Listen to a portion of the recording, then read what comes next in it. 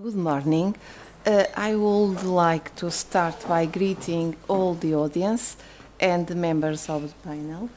This morning we will restart our meeting with a discussion about fertility and family policies in Europe and in Portugal. We have four distinguished speakers that will make their presentations, and afterwards we will have some time for questions from the audience. Without further delays, let's start with Angela Greulich, I'm sorry, from the University of Paris, that brings a presentation that will put Europe into perspective. Thank you.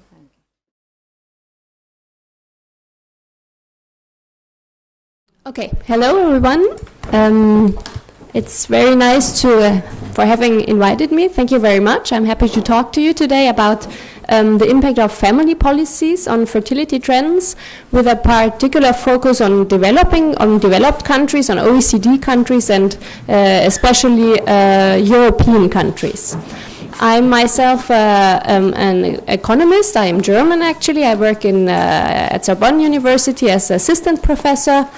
Well, I work on female labor market issues and demographic issues, and the connection between female labor market participation, fertility, and economic development. So on a macroeconomic basis and also on a microeconomic basis. And what I would like to show you today is kind of a resume of different research results that we found with colleagues at the INET, at the National Demographic Research Institute in Paris. So two of our research results are already published. Those are more or less macroeconomic research results based on OECD countries. And at the moment we try to find out whether our macroeconomic implications do also hold on the microeconomic basis. So just the general setup of our research is the topic that you've been discussing largely yesterday also. Why is fertility so low at the moment in several European countries?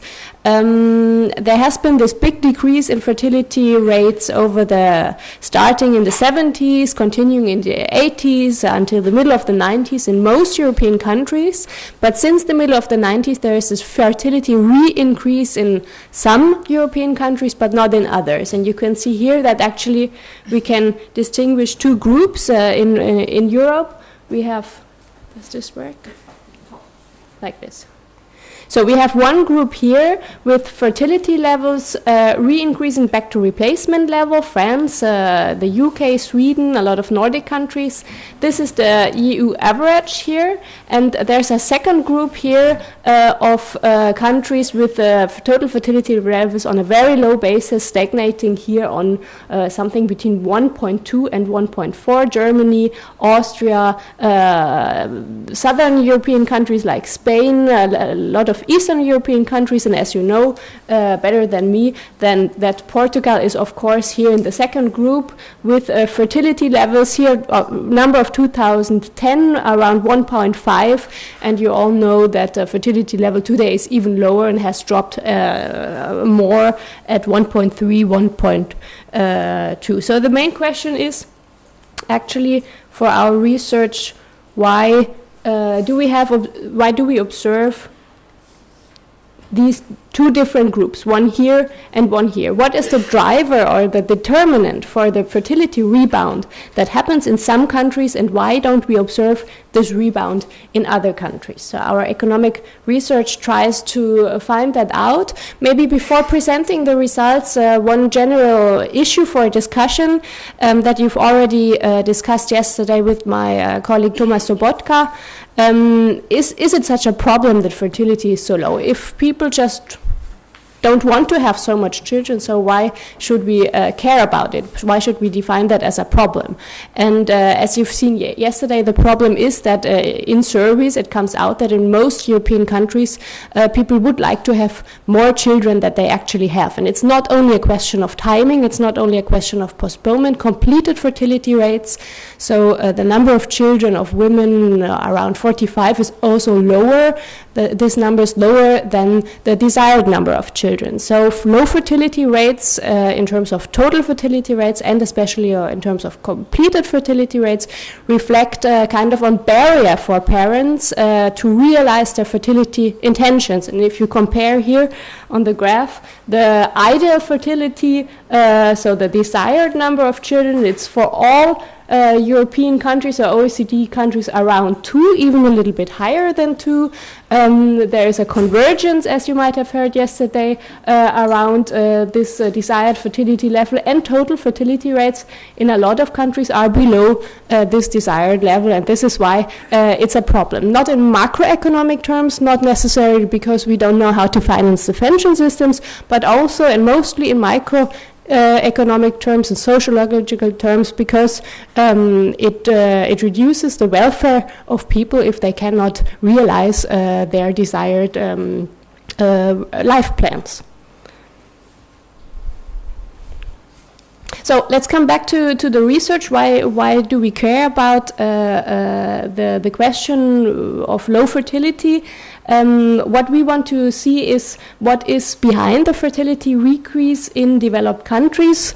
We started with an analysis published in Nature in 2009 of Mirskila, Köhler and Bilari that found out that the correlation between the total fertility levels and the Human Development Index, which captures also the GDP, was always negative in the 1970s between the majority of countries in the world. And in 2005 here there is a little positive correlation between development, economic or human development, and total fertility rates. And this graph suggests actually that from a certain level, this is a threshold, from a certain level of economic or human development on, we can expect fertility levels to re-increase with continuous economic or human development. This is what the graph suggests. Is this really true? This is what we wanted to know. So with my colleague, we focused on OECD countries only. So we reduced the number of analyzed countries to 26. We had a macroeconomic panel database with years 1960 to 2008. It's the OECD family database that we used, that is available without costs on the internet. So everyone can work with it. It's actualized regularly, and we wanted to see the impact of economic development, GDP per capita, on fertility. And we also decomposed GDP per capita to see what is really behind economic development that is eventually driving the fertility rebound. Second step, with the same database, we analyzed the impact of family policies on fertility. And in the last step here, we wanted to see if our results also hold on a microeconomic basis, and therefore we used survey data for Europe, the European Survey of Income and Living Conditions. So the first result is illustrated here. We estimated here the impact of GDP on total fertility rates. What you see here, this gray curve, is our estimated curve. As I already said, the basis of our analysis is macroeconomic panel data. We focused here on within country variations, so we did an estimation with fixed effects, and that means that we found here this correlation between GDP and total fertility rates for within OECD countries. That means if the GDP levels in a country are relatively low here, a further increase in GDP at that stage leads to a decrease in fertility, but from a certain threshold level on here, which is relatively high, we can expect that further economic development re-increases to total fertility levels, which is kind of an optimistic result, meaning that we could now say, okay, once countries pass this GDP level, it is very likely that the fertility rates increase, and if Portugal is something like here, then you just have to push for economic development, and then the fertility levels will re-increase also. Very, very simple, very idealistic, because as I will tell you in a second, the story is not as easy as that, and the graph here illustrates that already. For example, you have here, these are the real country patterns of some selected countries. There are some countries like Canada, for example, that follow our estimation results very well. Okay, United States on a little bit higher fertility levels, but you can also see here this U shape or inverse J-shaped curve with a decrease in fertility and then a re-increase in fertility with higher economic development. France is also very in line with our regression results, a decrease and then a very nice and significant rebound here for a higher fertility, for higher GDP levels. France already, nevertheless, a first exception, because France is not so developed. Here the GDP levels of France haven't had the threshold level yet, and still there is an important re-increase in France in terms of fertility.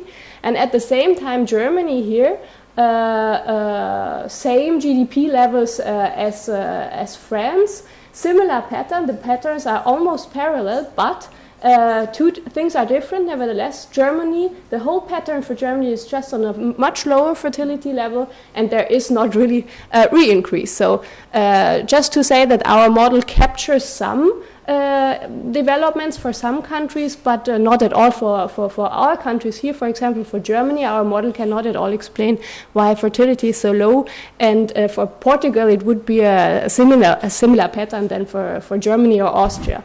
So maybe if Germany, Austria, or even Portugal would pass the threshold, maybe we could expect a slight re-increase, but the question is nevertheless, why is the re-increase already here in France, for example? So there must be something different than behind the fertility re-increase in France or in the Nordic countries that is not expressed with GDP.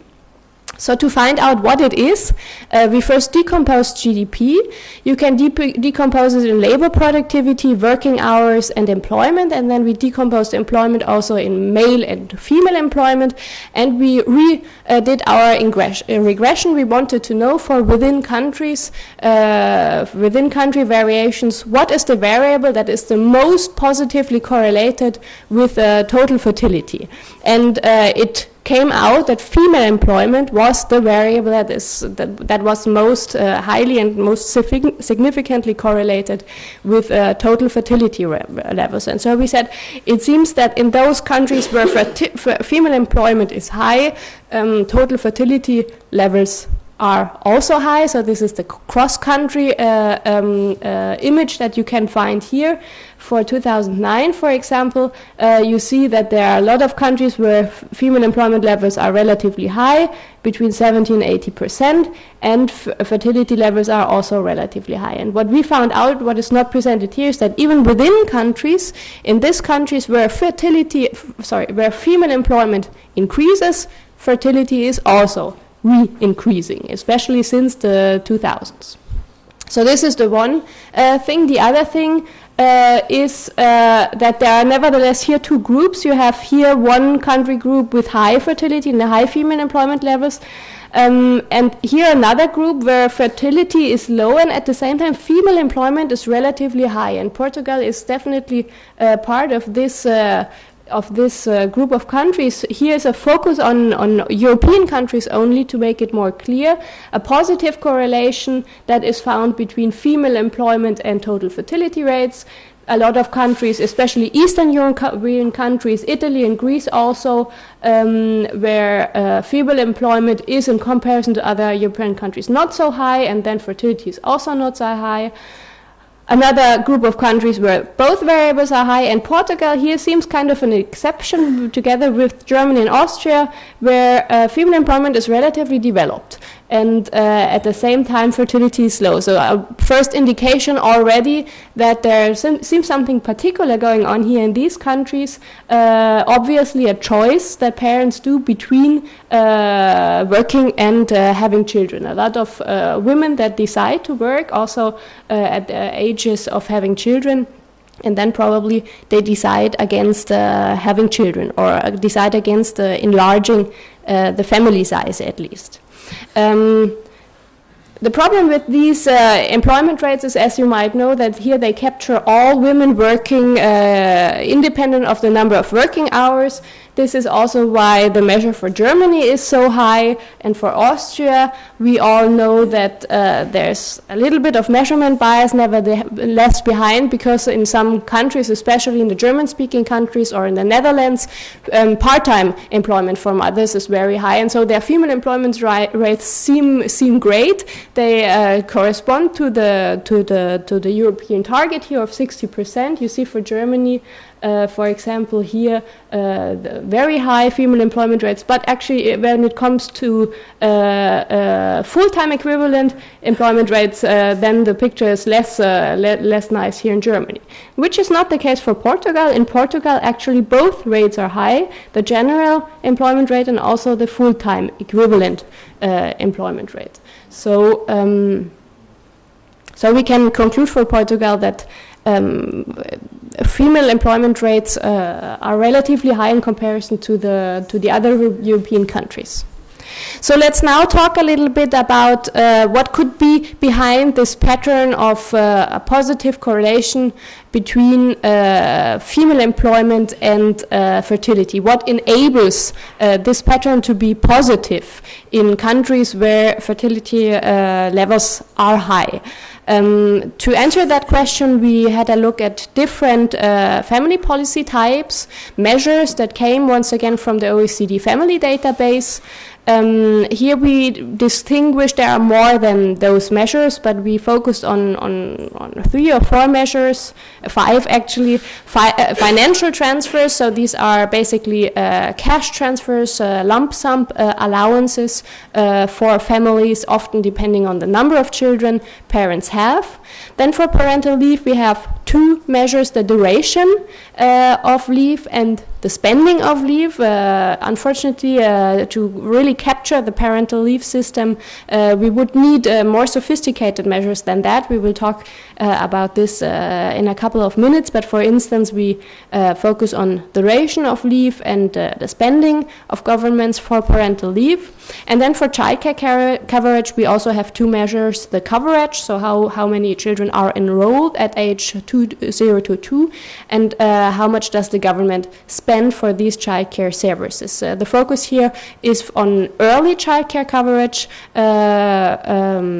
because we found out that this is the most important variable actually for female employment and fertility. Childcare coverage for older children also plays an important role, but is actually less correlated with female employment and total fertility rates. This is why I propose for this presentation to focus on this variable.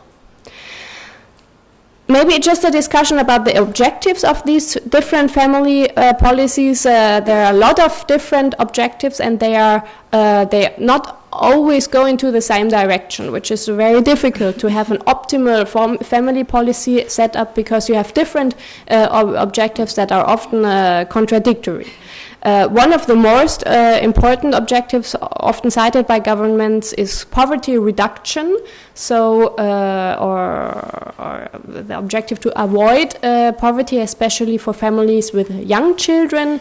Generous lump sum transfers often reflect this this government willing to reduce or to avoid poverty.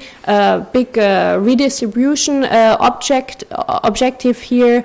Sometimes the redistribution is made on a vertical, sometimes on a horizontal basis. So already within this poverty reduction objective, there are some contradictory aspects.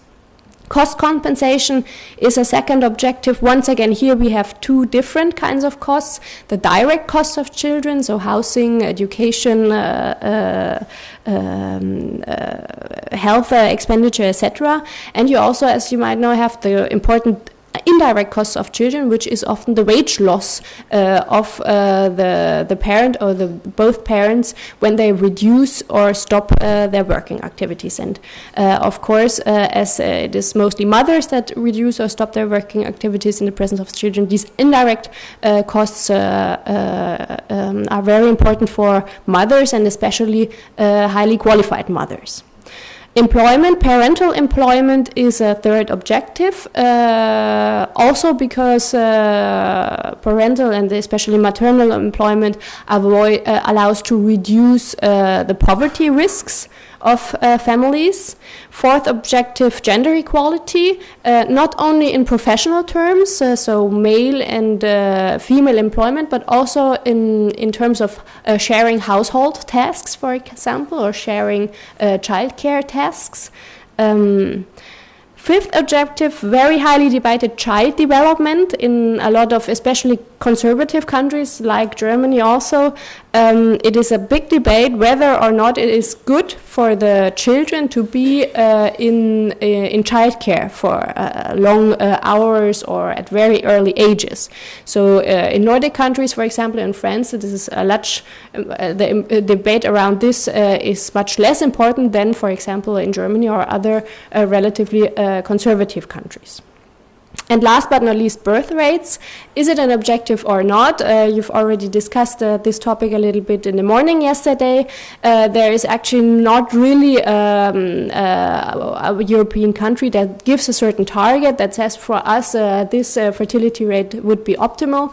We know that the most optimal setting would be a setting where parents can realize their fertility intentions, and if they would be able to do so, then total fertility rates or completed fertility rates would be on average around 2 children per woman or per couple. What we also know is that often in history, so for example in the 90s in a lot of Eastern European countries, governments set targets. They absolutely wanted to increase fertility rates. They tried out a so-called pro-natalist policy, especially with giving a lot of birth grants, and the long-term effects of these policies were not so effective actually. Okay, so now let's have a look at some family policies. This is government expenditure on cash services and tax deductions as a percentage of GDP. So what you can see first is within OECD countries or between OECD countries, there's a lot of heterogeneity. Some countries that are kind of generous, the Nordic countries and France. Especially here, they spend a lot for family policies, and then here Germany is in the middle, and then here southern European countries, Portugal also, are actually not so generous in comparison to other countries here in the OECD. This is the first information. The second information is that the composition here within these expenditure is kind of different. Note, for example, that here the Nordic countries, they do not have tax breaks towards families, and this is an objective that is highly criticized, especially by progressive gender equality politicians and researchers.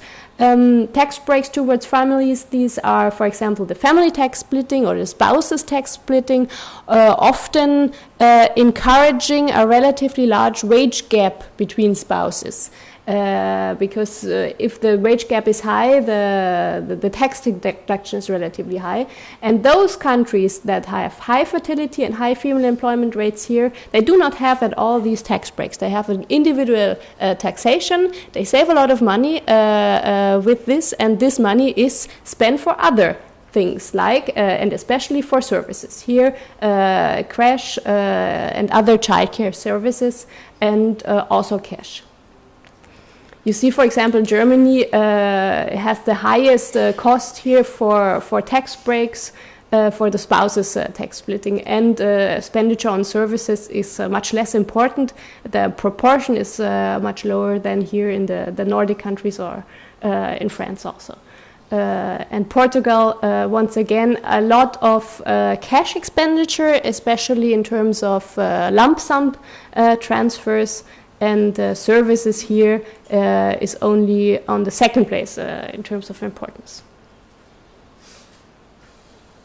Okay, what we can see here, maybe I skipped this, it's not so important. Let's go to childbirth-related leave. These are the number of paid leave weeks. Note that we are not talking about maternity or paternity leave here, but about parental leave. So this is the weeks you get subsidized or not after maternity or paternity leave. Actually, here are 3 groups of countries within the OECD, as I would say. It's a whole group of countries here in the middle where you have around 1 year of parental leave. 52 weeks. And in these countries, Sweden, Denmark, and since 2007 also Germany copied the Nordic system. You have a wage substitution for 1 year. Then there are other countries. France is part of these countries where you get up to 3 years of parental leave. So this is very long. In France, it's only for the second child on. From the second child on, but 3 years is long, and here you get relatively low lump sum benefits, so not at all in percentage of the salary. And then here you have countries where where the length of parental leave is even lower. Portugal is part of these countries. You have here a description of the Portugal leave system. I think you know this better than me, and maybe also in the second presentation there will be some more information about the Portuguese parental leave system. Independent of the leave duration, you have different expenditure for leave, and in the Nordic countries here, for example, leave is relatively expensive, even though it is only for 1 year, because it is a generous wage substitution. Okay, one of the most important variables, as I already said, is childcare services. Once again, big heterogeneity between OECD countries. Portugal in the middle. This is the spending on childcare services for very young children from 0 to 2 years.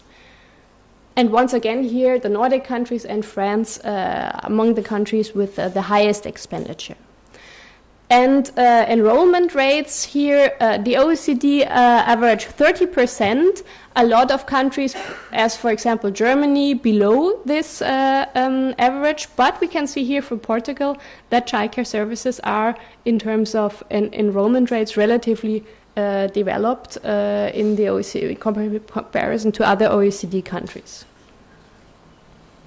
Okay, let me now say some words about what family policy instruments seems to be very highly correlated, positively correlated with total fertility rates, without going into the details, the technical details of these regression results. What we do here is we have total fertility rates as an endogenous variable, and now we want to know in how far spending on cash benefits, spending on birth, around childbirth, including leave, number of paid leave weeks, enrollment in childcare, and spending on childcare, and how far are these 5 family policy variables related to total fertility. And we control for some side factors, which is the general female employment rate, the women's average working hours, to take into account that female employment can be high, but maybe full-time equivalent employment rates are not high. We also try to take into account the general economic circumstances with the unemployment rate here and labor market protection. And last but not least, this variable share of out-of-wedlock births allows us to control for, we try to capture norms, different values and attitudes, okay, with a proxy here, share of out-of-wedlock births. Some words about this later on. And what we can see here is that for all specifications, trying to control for all different things, the enrollment rate of young children in childcare is the most significantly correlated with total fertility rate. So we conclude that this is really the variable that seems to be one of the main determinants of the high levels of total fertility rates. Once again, these are regressions with fixed effects, so focusing on within country variation. So within a country, if the childcare enrollment rate increases. Then, with a little bit time delay, we controlled also for that, for these endogeneity issues. So if you increase employment rates, then the total fertility rates are likely to increase in the next future.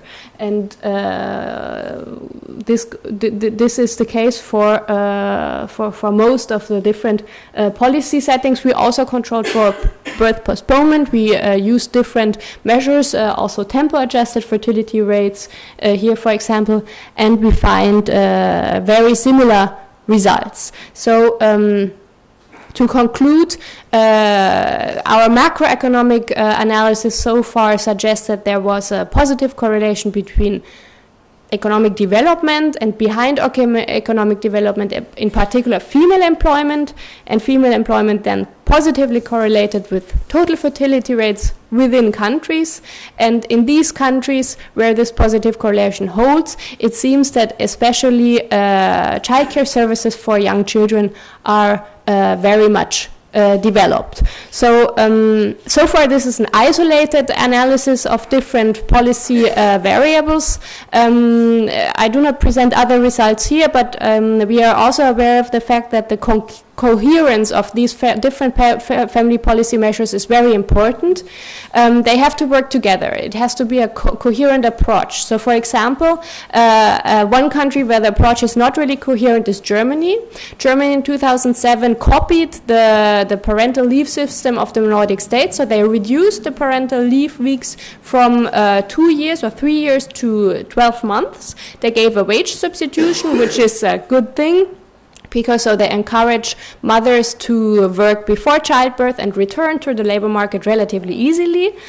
But at the same time, mothers or parents in general are not really able to return to the labor market after 12 months because the childcare services for very young children are not very much developed. And so there is one good initiative on the one side with the reform of parental leave, and at the other side, if at the same time the childcare services are not developed, then the effectiveness of the parental leave reform is reduced, of course.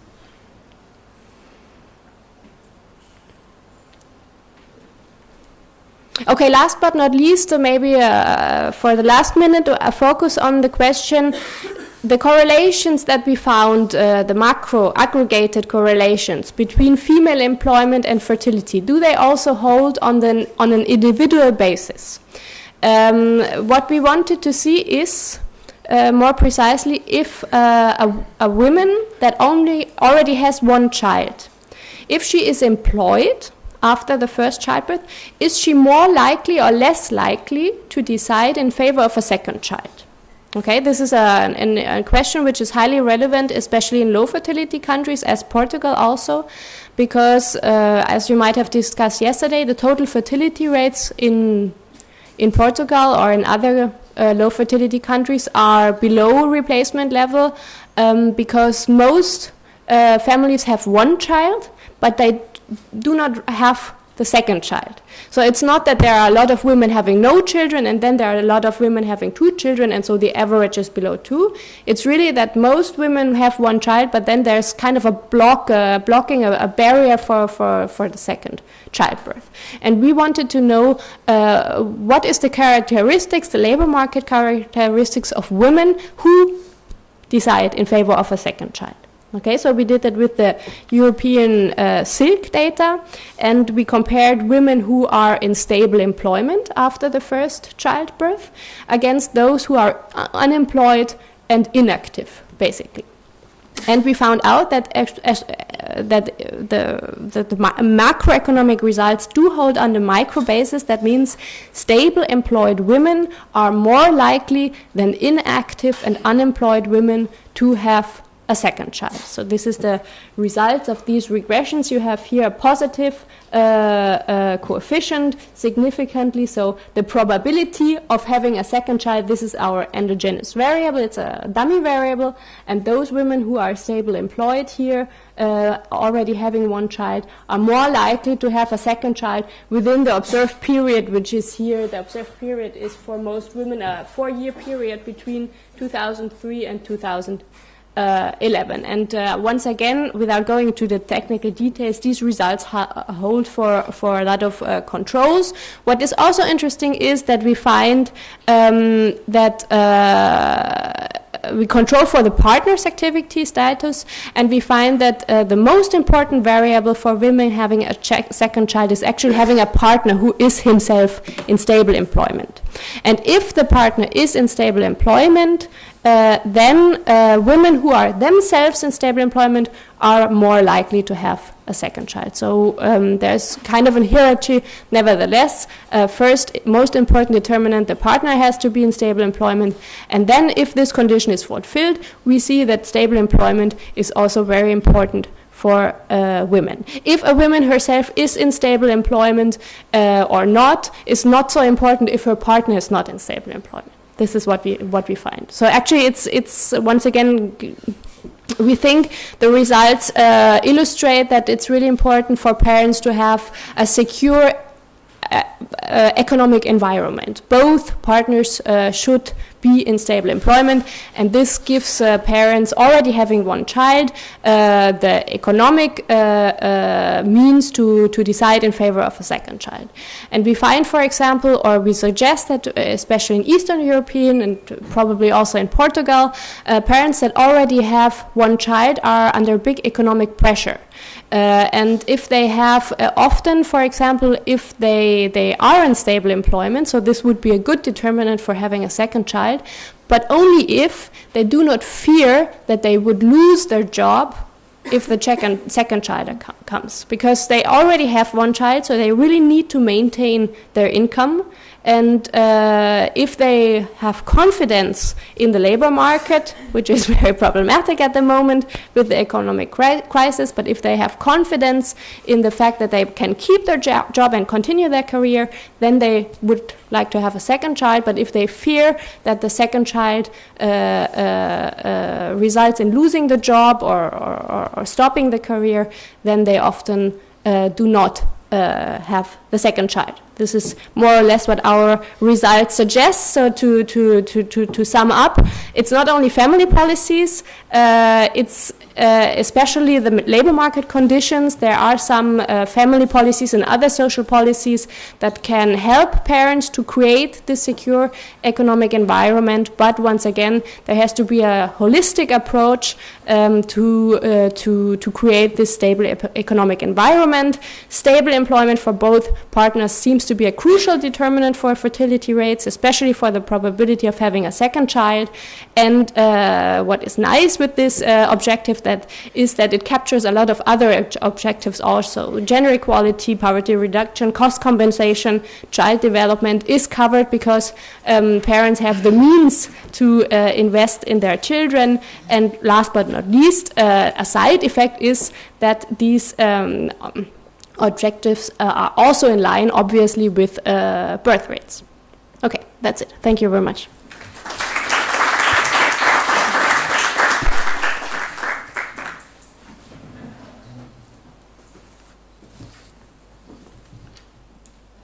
Thank you very much, Angela. Portuguese. Yes. We have here we have here an interesting presentation. Now I would suggest collecting two or three questions, and then we will go back to our speakers. Okay? Okay. Karin, please. Thank you. Thank you so much, Angela, for your very clear presentation and a lot of data. I would like to go back to the article you wrote with Olivier, because what you underlined here was the importance of services And in the article, you go into a little bit more detail. And you say, yes, services are important, but regular cash benefits over the child's life are also very important. And in contrast, parental leave seems to have less effect on fertility rates. So could you explain this a bit more? Did you not find this in your last data, or do you just have to go into more detail? Could you sort of look at the different instruments of family policy and compare them with, and see how they are correlated with fertility rates? And also going to your question of work, women's participation in the labour market. Do you find different correlation between full-time work and part-time work, or do they both correlate positively with fertility rates? Or do we have to look at this in articulation with other policy instruments? And just a last question related as well to the determinants of the probability of having a second child. Well, stable employment for the woman and the partner. But is there any relation to full-time and part-time work? Okay. Should I answer it directly? Yes. Okay. First of all, about the different about the comparison of family policy instruments. We found that the childcare coverage for the youngest children is the most positively correlated with fertility, and then second rank is more or less child cash benefits, child for lump sum child allowances, for example. In general, we do not find a negative correlation, for example, with any of these instruments on fertility. So it seems that all family policy instruments are positively correlated with fertility, and among these, it's especially the childcare services that are positively correlated with fertility. That said, and then in econometric terms, it gets a little bit difficult. But as I already said, of course, parental leave has no significant impact in those countries where, for example, childcare services are not developed, and can even have a negative impact if the family setting is not coherent. So here we mixed up over 20 OECD countries and over 20 years, and this is why we found that for parental leave, for example, the impact is ambiguous, and so in our regression the impact is less positively correlated with total fertility rates than childcare services, where obviously the impact is not ambiguous. Take, for example, parental leave, which is very costly, for example, but so costly for the government, high government expenditure, which in principle is a good thing. But let's say that the parental leave is very long, up to 3 years, and only pays a lump sum cash transfer. So who is benefiting from these this parental leave? It's mostly low-income parents, low-qualified mothers that stay at home with the first child for 3 years. And then we know that female employment and parental income is important for the second child. So what happens after having been at home for 3 years, which is costly for the government, nevertheless, mostly the women have difficulties to reintegrate themselves in the labor market. And so this is a barrier for the second child arrival. And this is why there are these weaker or ambiguous results for parental leave.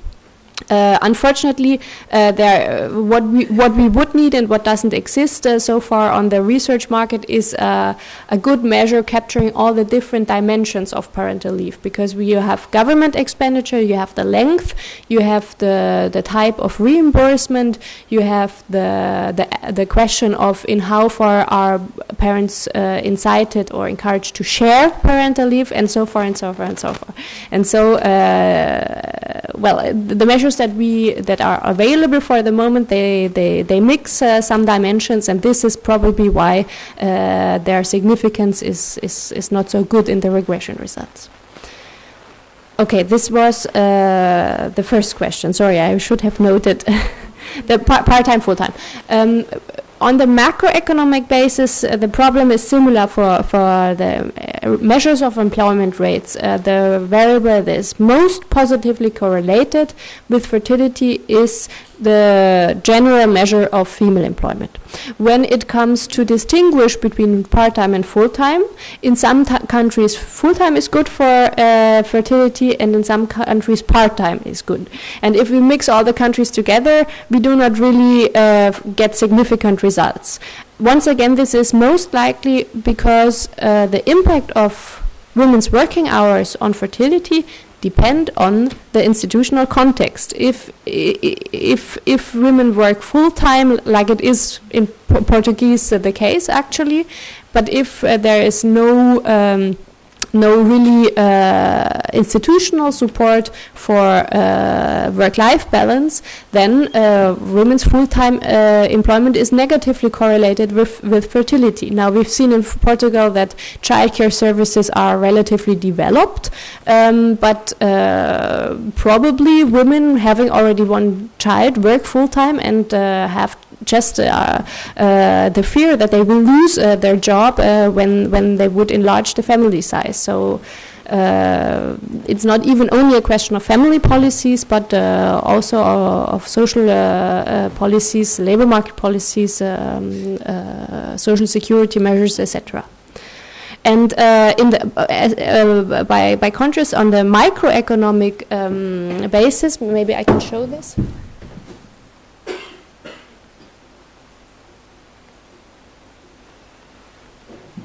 So we find here, for example, that stable employment first column is positively correlated to the probability of having a second child.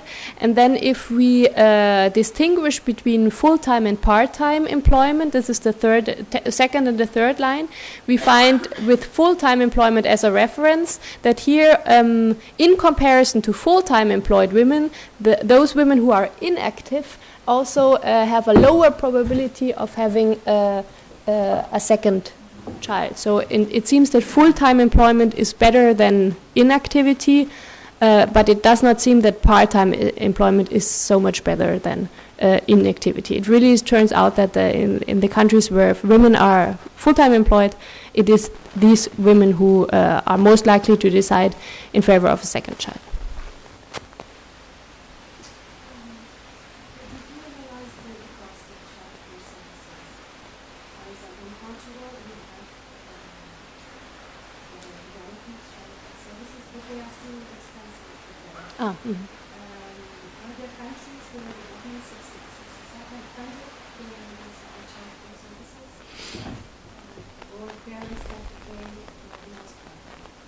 This is a very important question, and unfortunately also very difficult to capture econometrically.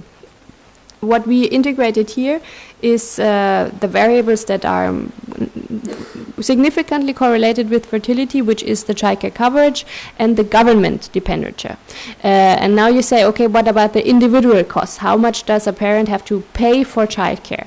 And here the measures exist, even though they are kind of tricky, because you have just the absolute direct costs, but often in countries these direct costs also depend on the income of parents. Okay, so often you have tax deductions, and these tax deductions, of course, depend on your income. Or in France, for example, the price you pay at the crèche depends on your income.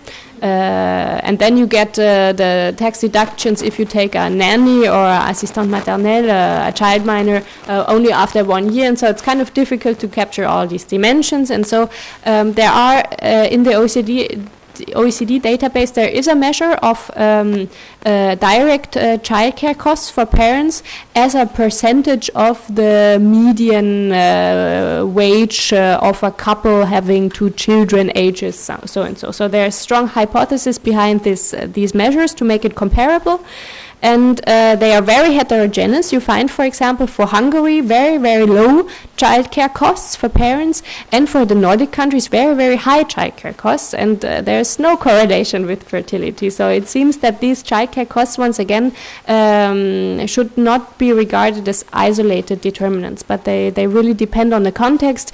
If childcare costs are high for parents, but both parents work full-time and have nice careers, then obviously it seems to be not such a big problem. And in Hungary, where the labor market context is very difficult, where dual earner parents are almost inexistent, well, the childcare costs can be low, but fertility rates are low at the same time.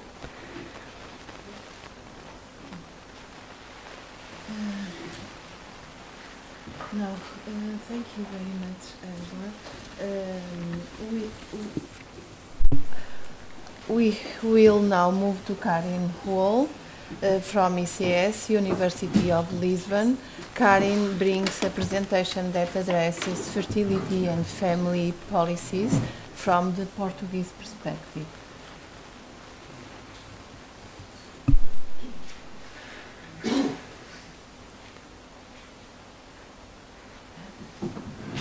Bom dia a todos, obrigada pela vossa presença. Eu vou falar em inglês para a nossa convidada poder acompanhar a minha apresentação, peço desculpa, mas claro que depois podemos no debate também falar em português.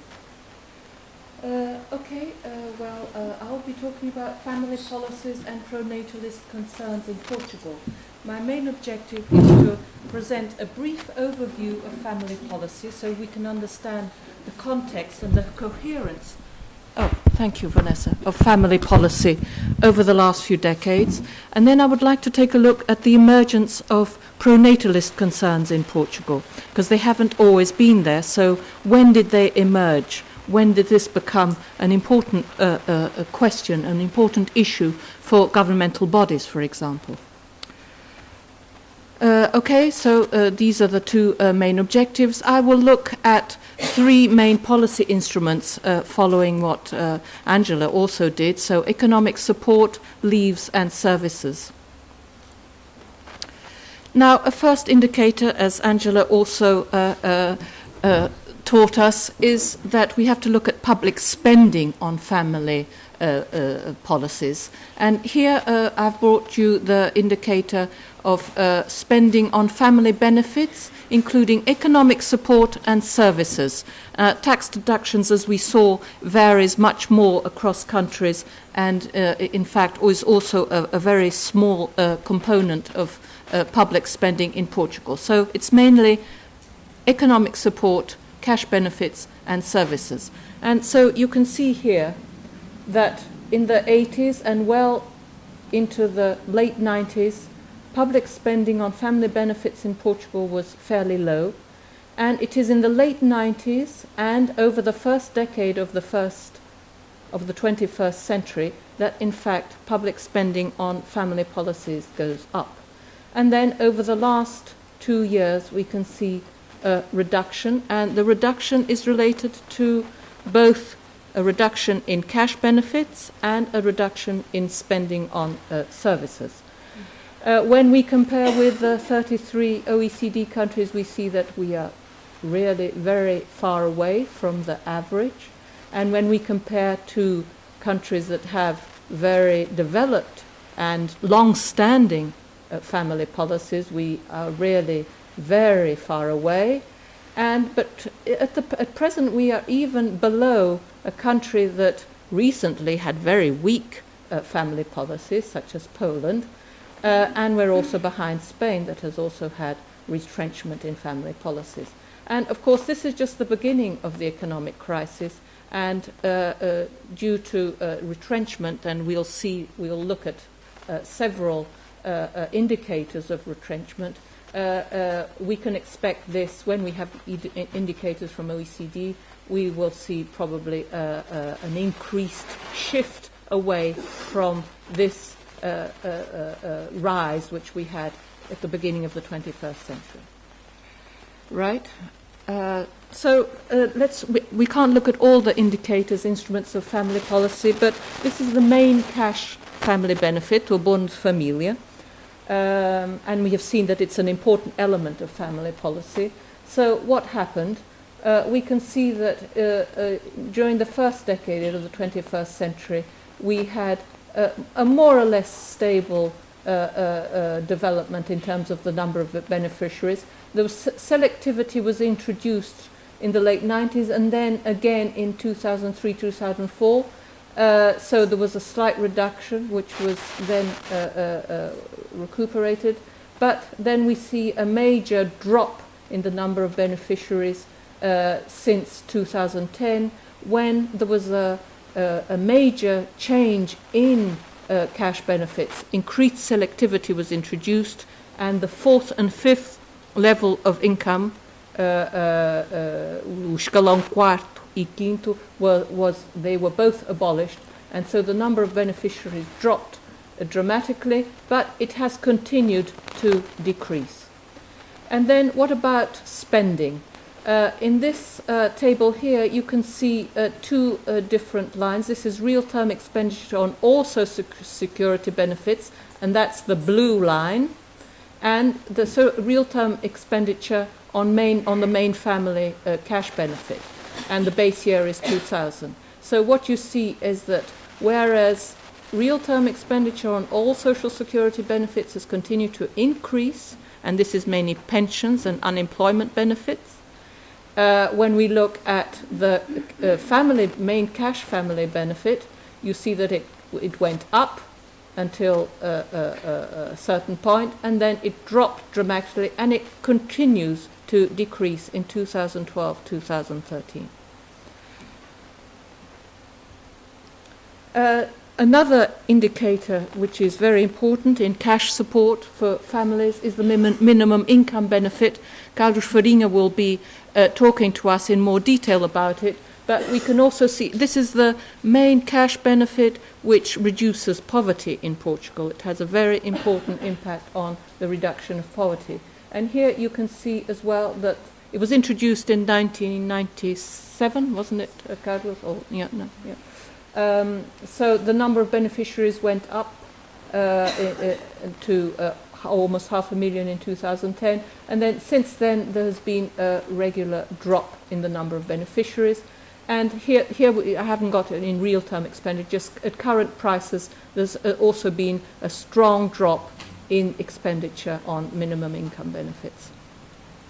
Okay, so those are just two indicators in terms of public spending on the benefits, but what has also happened is that we have had a decrease in the amounts of benefit that are given to families.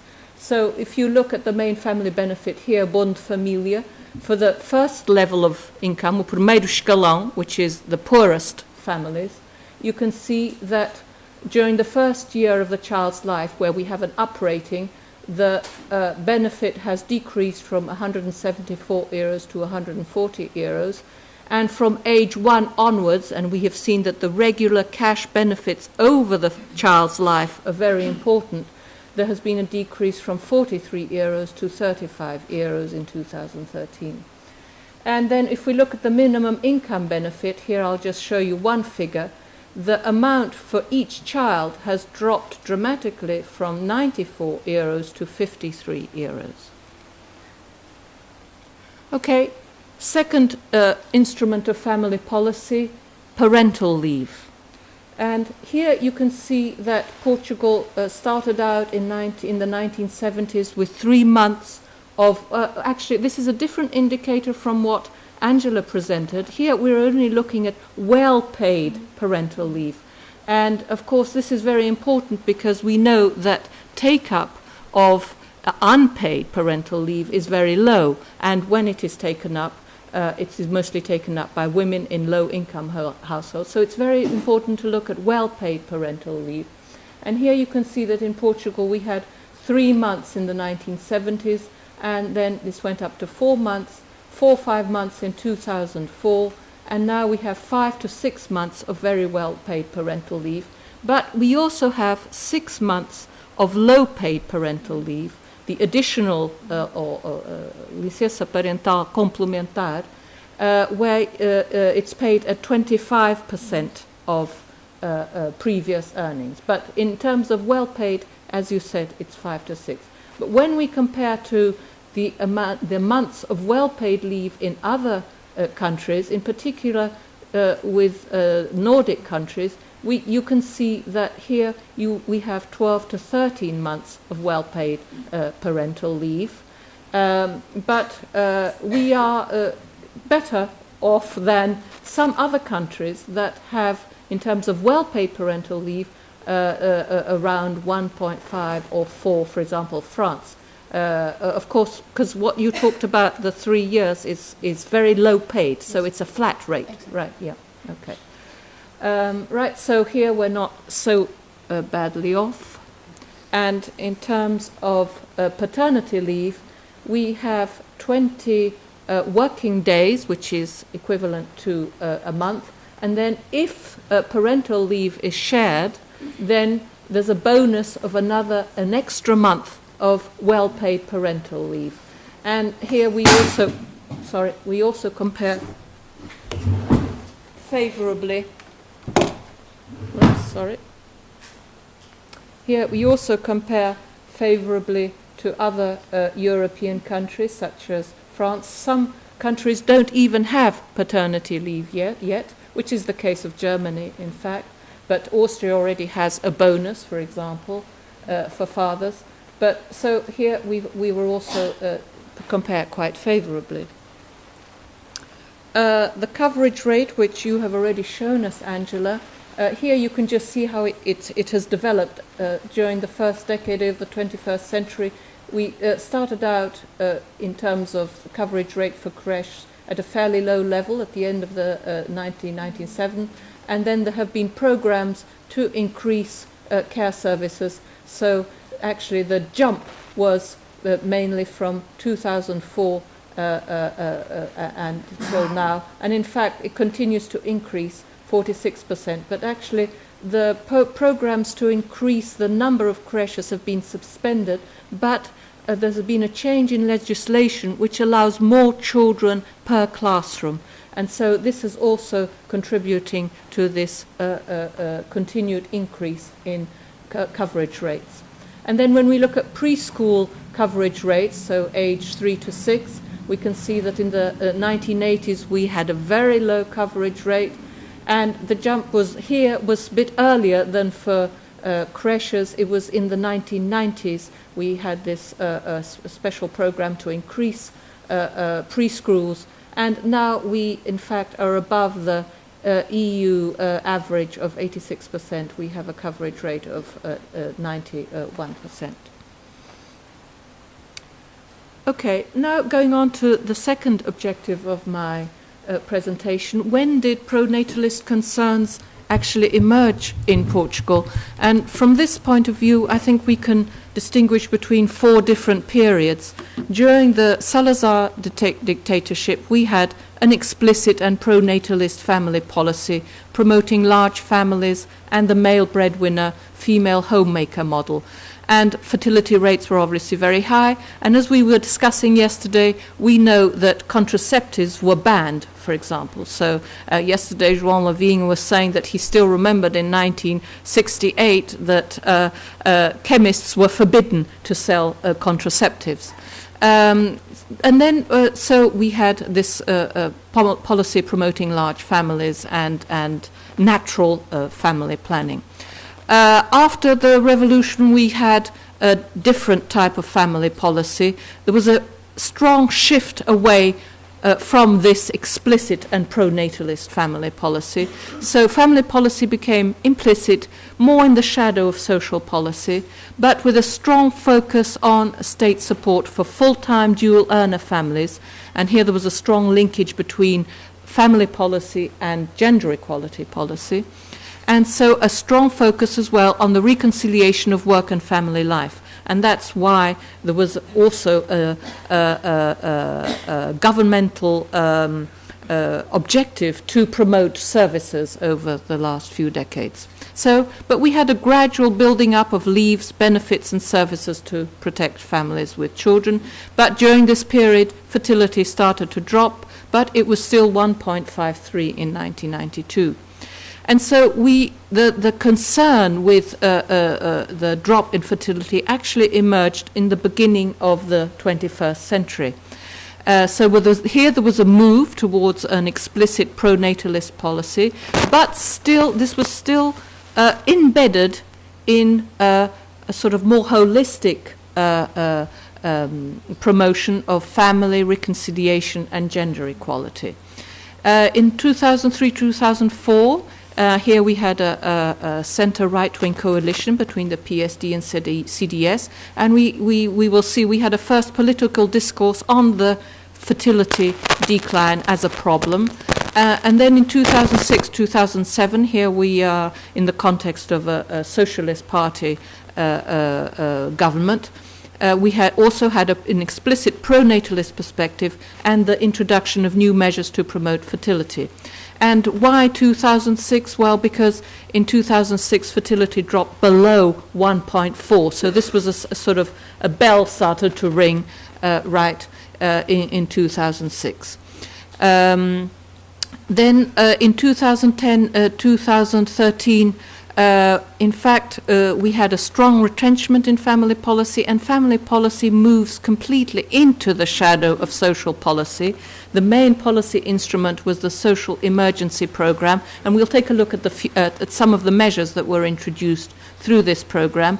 But we move into a period where, in fact, there are no explicit objectives, neither for families nor in terms of a pronatalist perspective. It's more of a silence until 2013, when, once again, there is a spark of interest in the drop, in the decline in fertility. And why? Because in 2012 it drops not only below 1.4, but it drops below 1.3. So we go from a fertility rate of 1.28 in 2012 to 1.21 in 2013.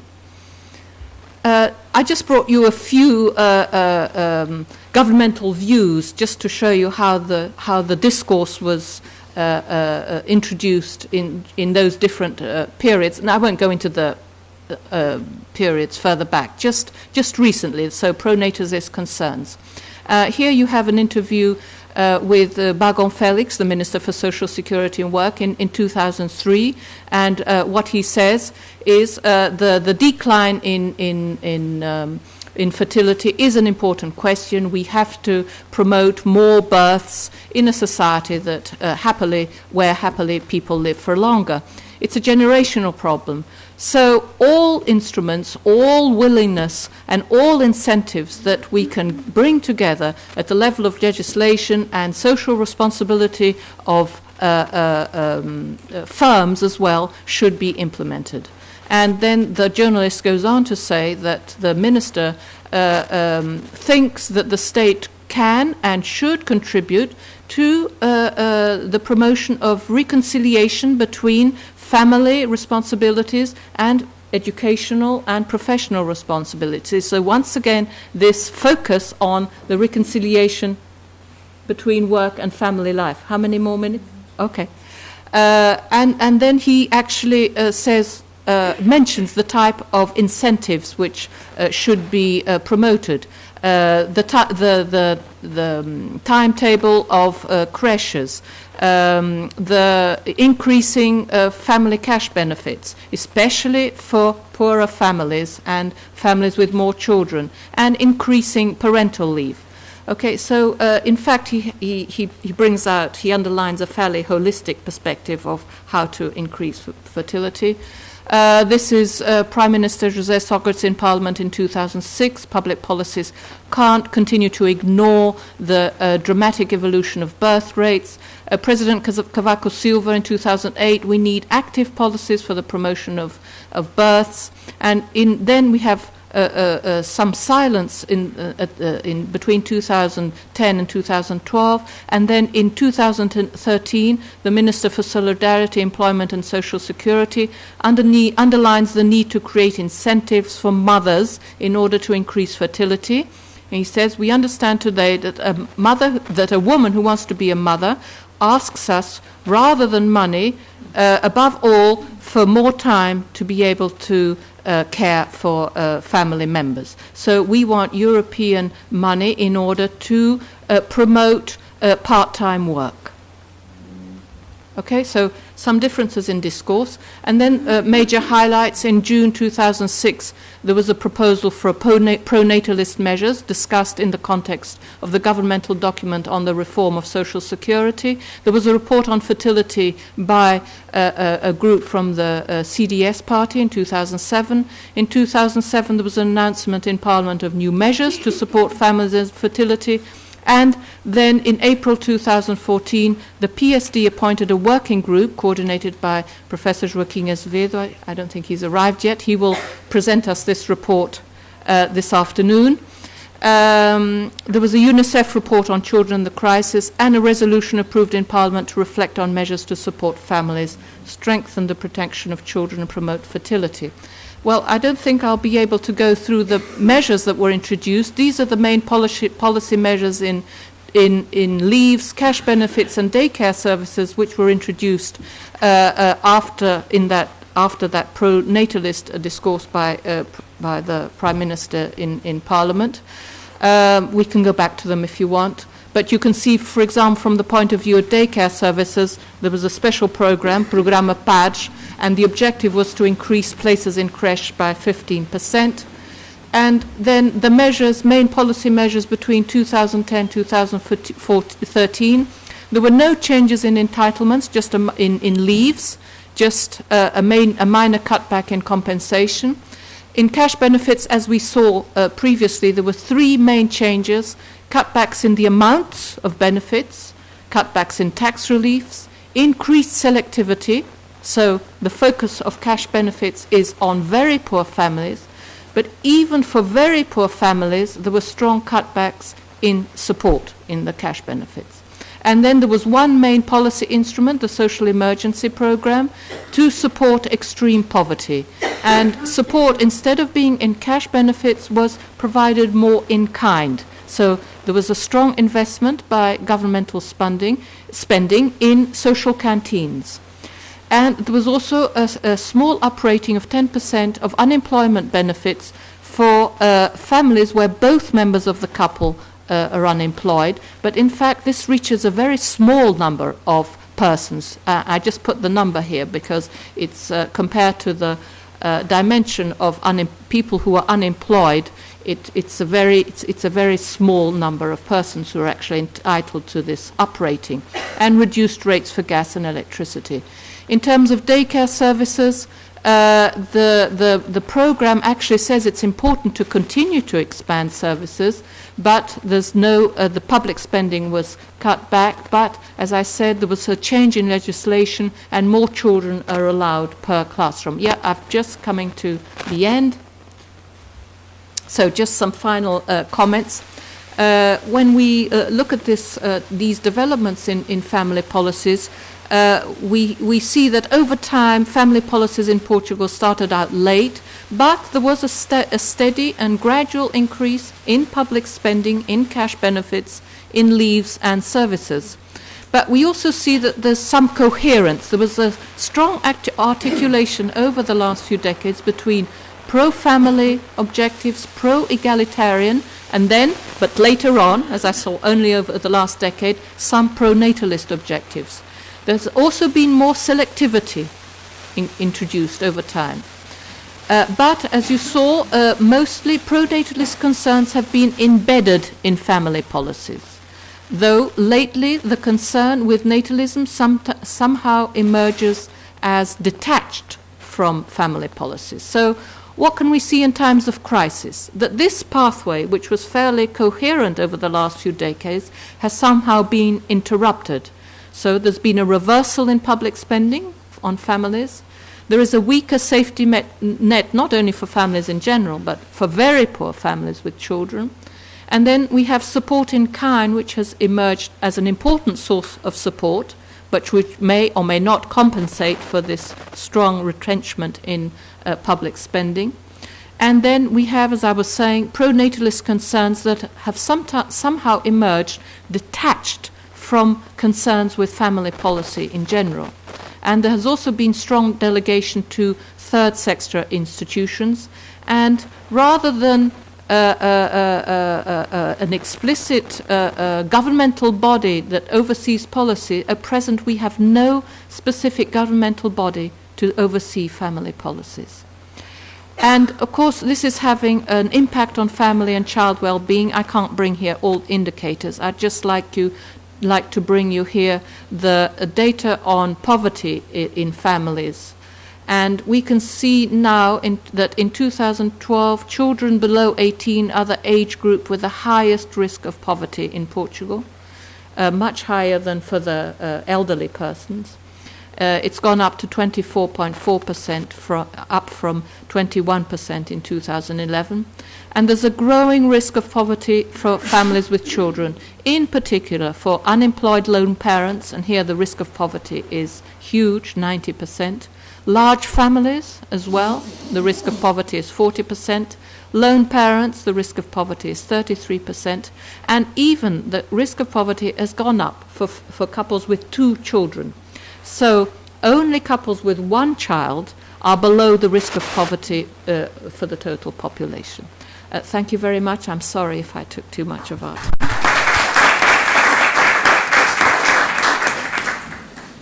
Muito obrigado, Karin.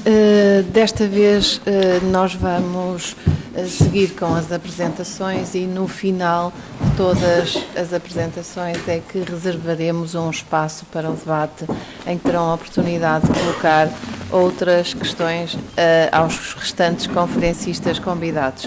Eu passo a apresentar Virgínia Ferreira, que vem do CES, da Universidade de Coimbra, é professora, é socióloga, professora na Faculdade de Economia da Universidade de Coimbra e traz-nos uma apresentação intitulada pela desfeminização das questões da natalidade. Muito bom dia. As suggested by the organization, I will speak in English also. So I will try to do it as not as efficiently as Karin but I will do my best to accomplish this. I want to thank you to Vanessa and to Karin for this opportunity to share with you some of the ideas about this topic that is concerning us. I think that I can understand that there is a great unanimity. We are all saying the same things or we think about the same solutions maybe. Here I'm trying to start to. So what I'm going to do is to not to make an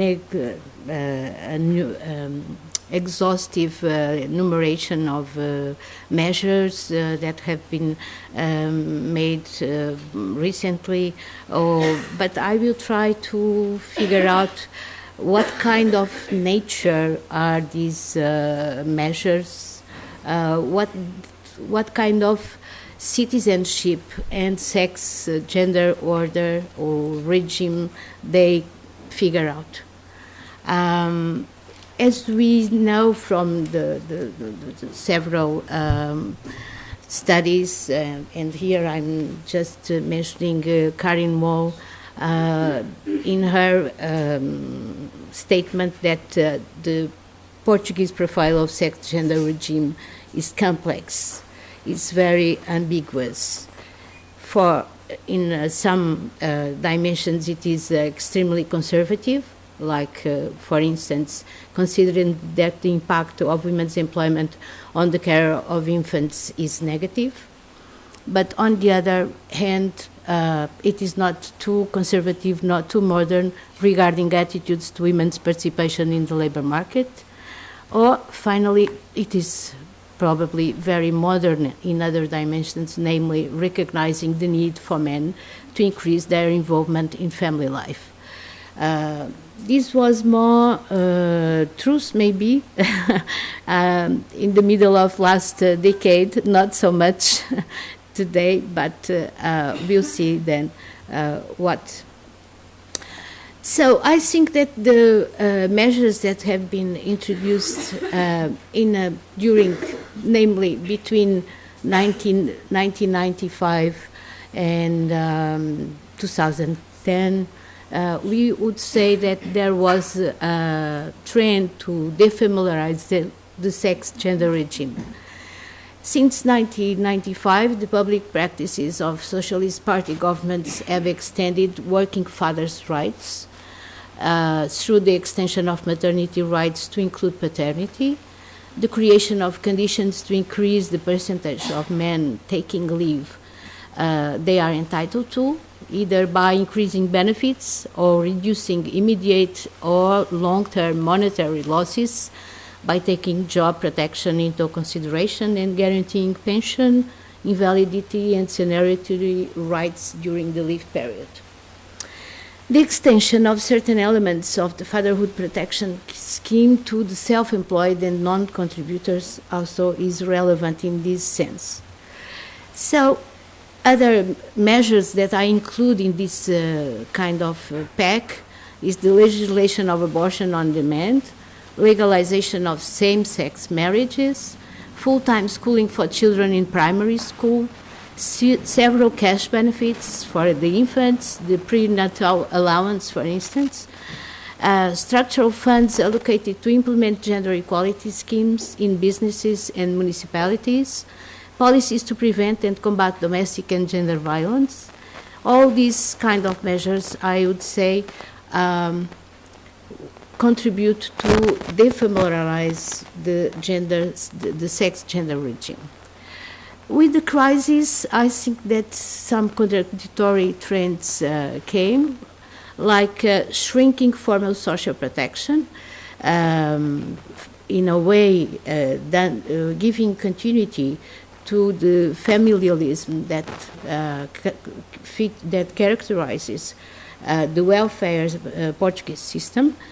In 2009, public expenditure to support children was 170. Well, I will not lose so many. I will not mention this data that has been already mentioned, or that will be mentioned by our colleague Carlos immediately after me. So the nature of these measures is what I want to underline. So social protection, increasingly family-based, restricts the decommodification of the individual wage earner, in terms that the importance of the family is growing with some of the policies that that have been introduced, like means testing has become more widespread, limiting women's individual access to social rights. This has started in the beginning of the first decade of this century, exactly when the cash benefits for infancy has been stopped to be universal. So, social old age pension, solidarity supplement for the elderly, social disability pension, family allowance, and prenatal family allowance, all those benefits used to be universal, and they stopped to be. So we can make a whole list of measures said to be to combat the crisis that have influence on women's employment and in social protection. So wage freezes or wage cuts in the public sector. We know how the public sector employment is very important for the female employment in Portugal. And I would say, for instance, that the increasing gender pay gap that we observe during the last years probably are related also with the wage freezes and wage gaps in the public sector, where usually women had a favorable wage gap. Staffing freezes, cuts in the public sector again, pension reforms, etc. All this has two components. On one side, it reduces the available income for the families, and on the other side, it increases the costs of protection, health, education, etc. So the current strategies to face the crisis has been stimulate people actions in order to face the crisis, like reducing fertility, cutting consumption, intensifying domestic work, choosing informal care for children and the elderly, in general low-quality arrangements, leaving children unsupervised or taking them to the workplace, leaving dependent elderly people unaccompanied at home without support. So the cases of or still taking on a second shift or job that is not visible there. So everybody knows someone that in face of the unemployment decided to stop to pay the crash or to stop to pay the elderly home for the elderly in face of the availability of time to take care. So impact on employment, I would classify these trends as feminization or housewifeification of labor market. It means that traditional conditions that used to characterize the female employment now spread over all the employment system. So downward leveling of gender gaps in employment, working conditions, and poverty, increasing similarities in labor market behavior between men and women. So some of the gaps are closing during the crisis. Curtailments, delays in wage payments, occupational downgrading, violations of health and safety regulations, or normal working schedules and trade unions' rights, pressure and harassment at work, and downright discrimination. So these were features essentially of the female employment, well, in a kind of theory of the segmentation of the labor market, with a primary segment where we mainly find the adult male labor, and the secondary segment where we could find mainly the female segment labor. Contained and uneven retrenchment in welfare and social security provisions will repercute on female employment in welfare-related jobs. What we saw during the crisis was that male employment was the first to be affected by the loss of employment, but in the second turn that we could situate more or less in 2012, we see that the unemployment of women started also to increase in a certain way in some of the considerably protected employment sectors like health and education, for instance. I will not. I will skip this one because it essentially says what Karin has already mentioned, and what I'm sure Carlos Farinha will do in his turn. So government makes cuts and increase families' financial responsibilities when citizens are losing resources. So I will skip this one also. It mainly try to list some of the measures that have a direct impact on policies for children.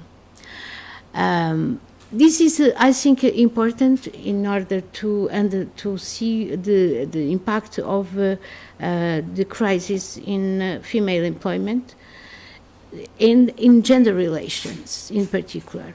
So I think there is an important impact on unpaid work. In the depth of the recession, household expenditure went down on the consumption of items for which unpaid work is a close substitute, like food preparation, laundry, etc. The recession loaded additional care work to women, like home-prepared food for lunch boxes, eventually for each member of the family, etc. So the loss of clients for the restaurants, etc. Recent developments. This is about some of the news that appear in the media, underlining the importance of to stop some of the discriminatory practices in the labor market that in a way contribute for the low fertility rates. Some companies are forcing their employees to sign a written commitment that they won't get pregnant over the next 5 or 6 years, was denounced by the leader of the multidisciplinary committee appointed by the Social Democrat Party to design policy measures to increase fertility, Professor Joaquim Azevedo, that you will hear later. Low fertility is debated in several fora: Parliament, Standing Committee for the Social Dialogue, universities, and here we are, media, etc.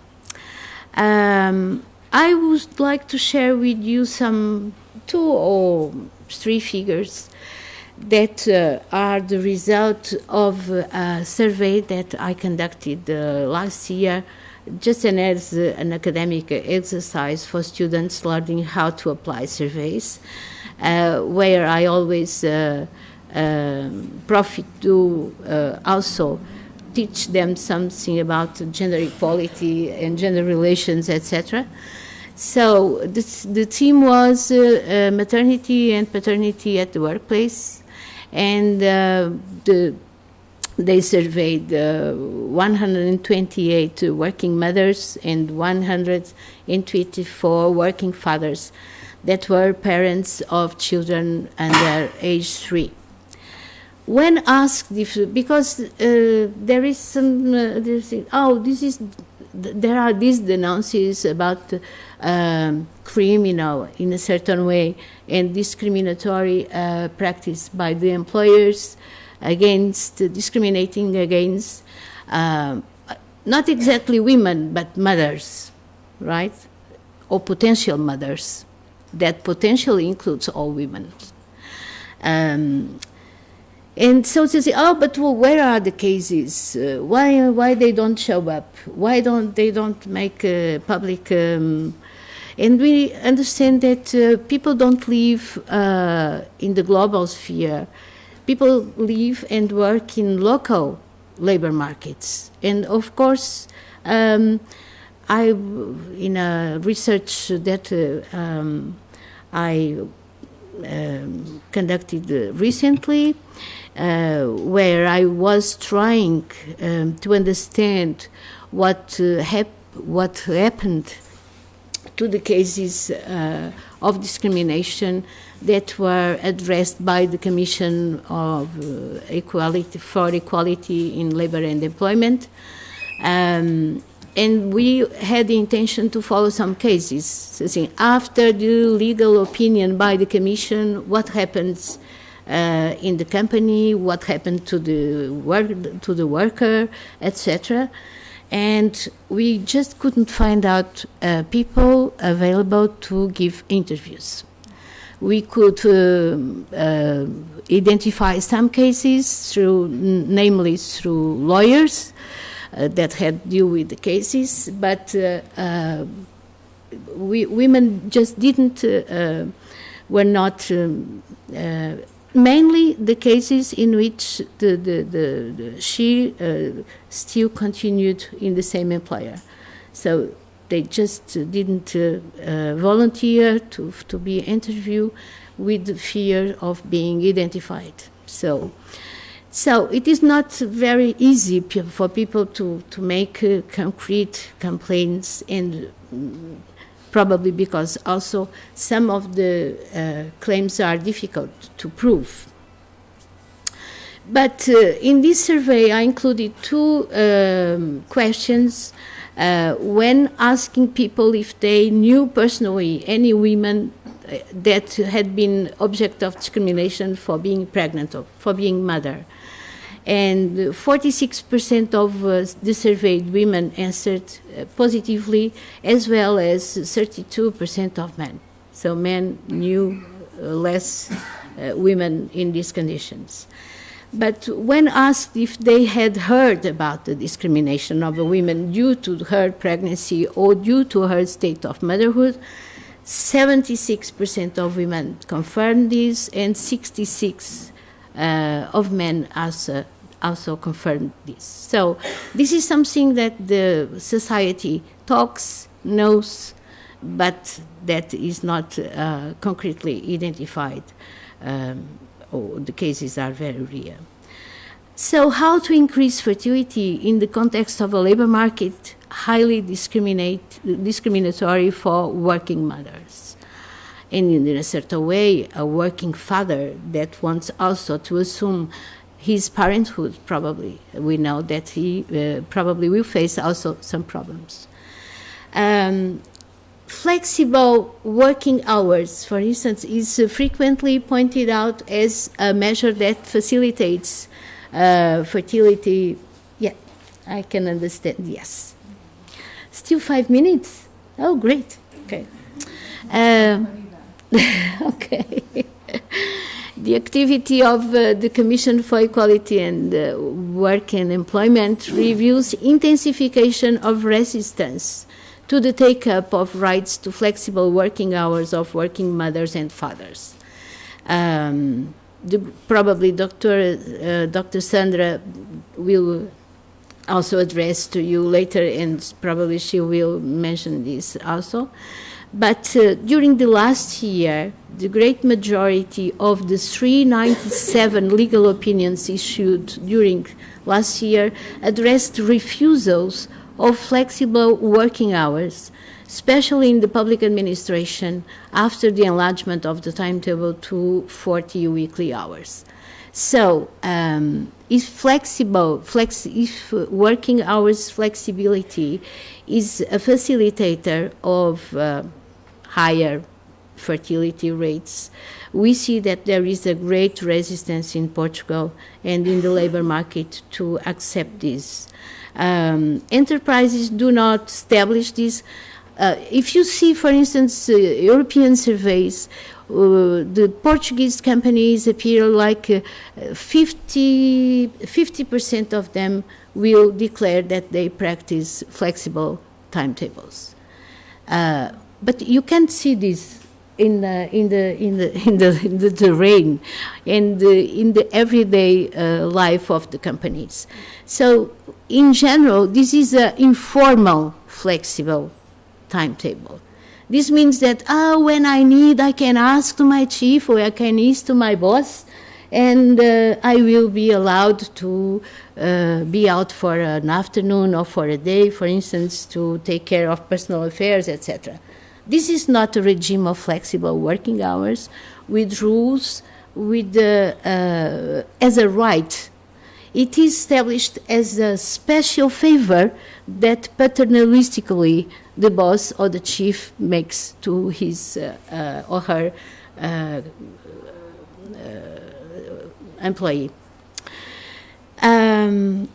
So just to compare the impact of the crisis here, in 2008, the Commission only issued 120 legal opinions. So it's more than tripled this figure. And the incidence of the refusals for flexible working hours was not so relevant. It was just 35 out of the 120 cases. Also, in this survey that I just mentioned, only 3 mothers and 2 fathers declared to have flexible working hours, in fact. So this is really something that has to change in order to accommodate more easily both motherhood and fatherhood in the workplace. We heard that in some agencies, departments, the directors and heads, and this is in public administration, encourage all entitled workers to apply for the same working hours regime so that they have a basis for the refusal, even if these workers do not have the need to apply or do not want to apply. This was something that was mentioned to me by a union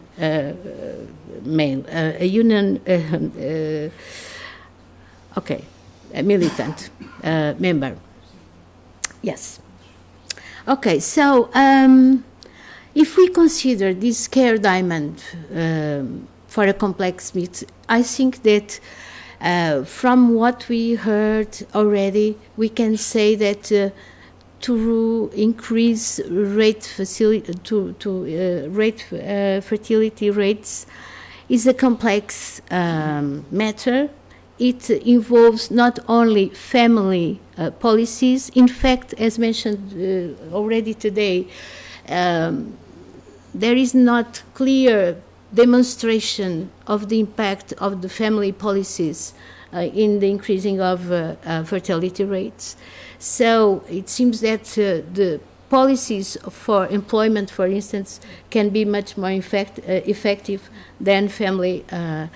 But just for this, so we have to have into consideration all these dimensions and intervenients on the care responsibilities, like families and households, of course, markets, not-for-profit sectors, organizations, and of course state at both national and local level. So public policy measures must follow the rule of the care mix, hybridization. So fiscal measures, leave and allowances or cash benefits measures are all important. Conventional measures with more effectiveness. Conventional theory would say something like changes in women's lives lead to changes in the fertility pattern. So more education, low fertility rates. Why not, we can ask, women may elect to have or not to have children in order to change other dimensions of their lives. And what about men? We should concentrate on the individual-oriented institutions like democracy, education, employment, and reducing poverty, uncertainty, precariousness within the frame of the equality between men and women. And today also you were very emphatic about this, the importance of the full employment and the stable employment, that in Portugal is something like a mirage today. So for the gender equality rule, I would say that to be a man or a woman cannot determine what each member of the couple must undertake of the 3 forms of family work: income generation, caring and nurturing, and household maintenance. So this is something that all policies should take into consideration. Last, I will skip this. Yes, I'm going directly to the last one. think that it is very important that we can take into consideration what is the impact of the neoliberalism ideas and policies, and I will follow here Margaret Somers in her analysis about what she calls the process of contractualizing citizenship. That how did it comes that now everything is converted in the importance and the sacred state of the market. So what she calls also market fundamentalism. This takes form in our societies through 4 processes. Destatization, so from rights-bearing citizens, from citizens bearing rights, to persons socially excluded, internally rightless and stateless. The contractualization, where we can see this turn from non-contractual rights and obligations to the quid pro quo of market exchange. So if it is marketable, it is okay. The third one is dismarketization, from shared state fate among equals to conditional privilege. You have access to social protection if you behave good. And this is the 4th dimension, moralization, from structural conditions like people that is unemployed, now to alleged defects of individual moral character. If you can find a job, that's because you have some problems. So that's what I wanted to share with you. Thank you. Muito obrigada, Virgínia. Peço desculpa por esta pressão, mas este papel de moderação não é o mais fácil. Eu passo rapidamente a palavra ao professor Carlos Farinha, que vem do ISEG, por favor, do ISEG, da Universidade de Lisboa, coordenador científico do Observatório das Desigualdades e cujo contributo na qualidade do economista é igualmente relevante. Sem qualquer intenção de fazer uma discriminação de género, peço-lhe que seja o mais objetivo possível, no sentido de nós não corrermos o risco de confundirmos depois ou transferirmos o debate para o coffee break. Significa que a discriminação é só da área científica? De uma área. Bom. Muito bom dia a todas e a todos. I would like to begin to acknowledge the very nice invitation to participate in this seminar. Obviously, I'm not an expert in the main fields that we are discussing here, but I believe that what is my main subject, the impact of social policies in poverty, can help to clarify some of the impacts of the present crisis in terms of the different types of families, and in a certain way to highlight some points that are important to know what are the family policies in Portugal. First of all, I would like to make 2 clarifications. I will try to analyze and in a certain way put in context some of the figures that are yearly presented here about how social policy change, what are the main figures of this change, but one concern that I think it's important to have is that when we try to say what are the consequences of the crisis, we should read them very carefully, because it's not only consequences of the crisis, they are the consequences of the crisis and of the policies that are implemented to deal with the crisis. If, even in the context of crisis, other policies has been implemented, probably we have other consequences and other results. Second question is about what we know and what we don't know about the impact of the present crisis. In fact, we only know a very small part of the story. We only have information until 2012, that means that we only have information about the preliminary effects of the crisis and of the policies. So we should read them with some care. Unfortunately, I believe that the reality it's very worse than what the present figures show us. Well, begin by a very easy numbers about poverty. What we say, if you look to the main numbers and compare 2009 with 2012, you say, okay, we have a small increase in terms of poverty rate, but we have differences in terms of the structure of poverty. We have clearly an increase in the child poverty rate. And maybe try to put these numbers in context, we can say that what are the really change? Well, if you look to what's happened in Portugal just before the present crisis, we came from a period of a clearly decrease in poverty in Portugal. In the last 15 years that are going from the middle 90s until 2009, we have a decrease of 7-8 percentile points in poverty in Portugal.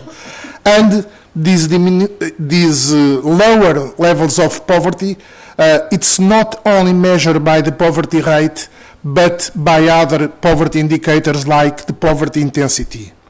And this discussion about poverty intensity, it's also important to some of figures that were presented here before.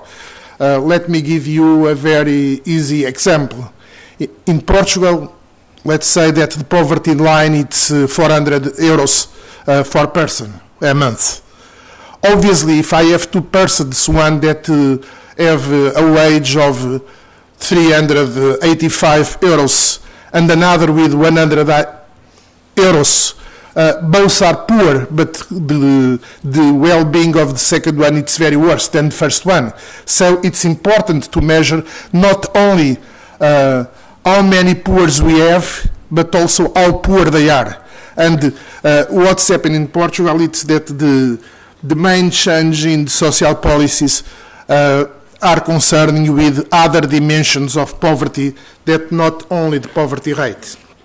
So, first point that I would like to stress is clearly with this crisis we have a completely inversion of the social policies that we have in Portugal since middle 90s, and we have an inversion in decline of poverty. Clearly, these official numbers show an increase on poverty with special incidence in terms of child poverty. But the official figures also hide part of the reality. That is that our main instruments to measure inequality clearly are not adequate to measure change in terms of well-being in a period of decrease of incomes. And what's happened in Portugal, it's that as we have a decrease in general incomes of the population, we also have a decline in the poverty line. If we have maintained the poverty line that came from before the crisis, the change in terms of poverty, it's clearly different. If you look what's happened in terms of change using this poverty line that are not affected by the decrease of incomes, what will happen is that the poverty will increase from 18 to 24% of population, and child poverty from around 24% of childs to more than 30% of childs.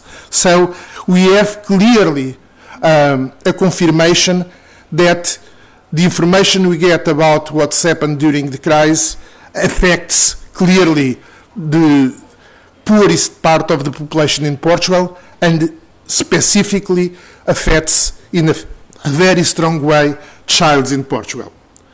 And this imply that we try to look to with more detail exactly who changed and what are the sectors of the population that are worsened with this crisis. And the conclusion, it's clear with the information we have. We have an increase in all dimensions of poverty, but this increase of poverty, it's much more stronger in families with children, and particularly with enlarged families with children. Clearly, they are the families that are more deeply affected by the policies and by the crisis. I will talk about policies later on, but let me give you some figures. If we look to what's happened to families with the dependent child, the poverty rate, the official poverty rate, goes from 18% to 22%. At the same time, households without children have a small decline in terms of poverty. And if you look to different categories of households, of families, all the indicators point in this direction. It's the families with children, and particularly families with more than one children, that are more deeply affected by the crisis. But Karin present different figures about how the different social contributions, social benefits have changed in the recent years. The figures are clear about the turning point in terms of the increase of these benefits and the large amount of cuts that were introduced, but we need to think exactly what are the consequences in terms of well-being and poverty. And if you look to the minimum income scheme that Karin also presented, it's very interesting to see how the policies implemented in Portugal in the last 3 years, since 2010, clearly are represented. Let's think about a family composed of a couple and 2 children. If you look what this family will receive in 2009, if they are in the minimum income scheme and they have not any other kind of incomes, they will receive 570 euros a month.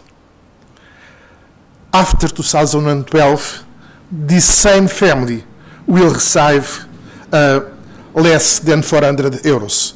That means that we have a decrease in more than 30% of the amount this family received. But let's put it in a different context. As I told you before, they get 569 euros. After the change, they get around 400 euros. If you think about this income and try to make the relation between this income and the poverty line, that means that before the change in the minimum income scheme, the amount of the minimum income, it's around 64% of the poverty line. After the change, it's less than 45%. That means that we have a measure that it's crucial to fight poverty in Portugal. But it's crucial to fight what? Not the poverty rate, because no one leaves poverty because they receive minimum income. What is important, it's because this measure, it was conceived as a measure to reduce poverty intensity. And what we have, it's that we have almost neutralized the effect of this, the efficiency of this measure as a measure to fight poverty. And the consequences are clear. Again, if you make a simulation about how the poverty indicators change, we clearly see that the impact of the minimum income in terms of reduction of the poverty intensity falls to more than half of the percent. And if you try to see what's happened to specific households, once again, we can identify that are the households with more than one dependent child that were more affected. If you look to the different kind of change that was introduced in the minimum income, they don't affect almost nothing people that lives alone. Are mainly people with children that are deeply affected. Why? Because the change of the equivalent scales of the program clearly penalized mostly children. But if you want to give a figure, and Karin also show these numbers, what's happened between 2010 and 2014, what we have is that they are putting out of the program more than 70,000 children. What's happened in terms of the minimum income program is that we have a reduction in more than 48% of the people that are initially in the program, but if you look to people with less than 18 years, the change it's all again more deep. We have a decrease above 54% of the children. That means that clearly when we compare the increase in poverty rate for children and we compare what are the main figures in terms of social policy that affect directly households, obviously we can say that one of the explanations, it's not only the effects of the crisis, it's not only the unemployment, it's not only the impact of the wage and pension cuts, it's also the type of measures that have been implemented. Once again, if you look to these different policies, we can say that we have a contradiction between a discourse that tends to say that we are trying to protect families and what are the real policies implemented. For example, one of the discussions that we have today is about how to introduce measures in terms of the tax system to increment fertility. Well, as you know, these measures was implemented in the budget for next year, and what we can say about these measures. If you look in a poverty perspective, clearly we can say that most of the measures that are implemented via tax system has any effect in terms of most of the poor households. Why? Because they don't pay taxes. So if you want to have any effect in terms of reducing poverty, you can make this, you can't obtain this effect by the tax system because poor families are out of the tax system. In another way, if you look to the splitting system that was introduced, taking into account all the members of the family and children and parents that live with the main persons, what we can say is that the impact in terms of fertility, I think it's not clear, but independently of the direction of this impact, it will be clearly regressive in terms of richer households will get more profits from the change that less richer families.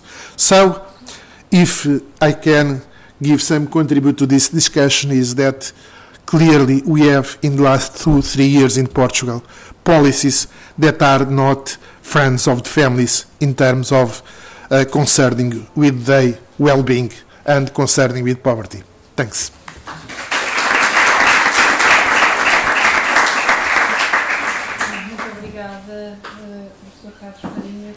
I hope to respect my time.